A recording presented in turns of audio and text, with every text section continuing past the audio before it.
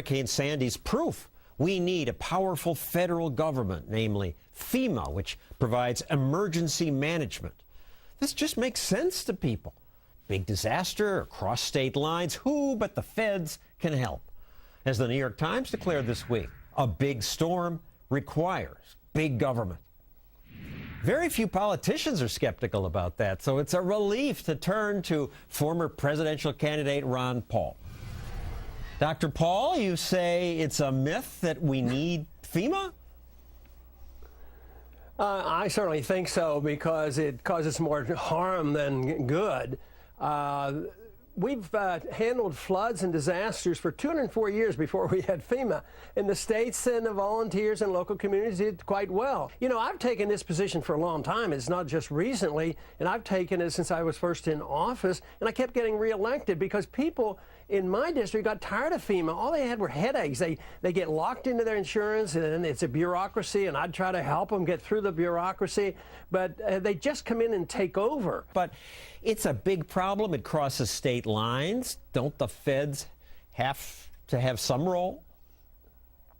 No, they don't have to. What we should have is, you know, a real insurance. The problem is the insurance program causes many of the problems, because they say, well, you have to have insurance. The market won't, they won't sell it to you. Well, that's telling you something that is too dangerous. So rich people get insurance subsidized by poor people, and they go and build on beaches, and they have a good time, and their houses get washed away, and the poor people pay to rebuild their houses. Well, it was interesting that this week, before the storm hit, the president held a press conference not at FEMA's offices, but at the Red Cross. Here's a clip. The reason we're here is because the Red Cross knows what it's doing when it comes to emergency response. So what's he saying there? The Red Cross, not FEMA, knows what it's doing? FEMA doesn't? Sounds like he's admitting it. That was good politics, but unfortunately, on from my experience here in my district, Red Cross and others were inhibited by FEMA. They would come in and stop it. Think about the difference between how the evacuation occurred in New York after 9/11, all the volunteer boats and things, thousands of people never evacuated.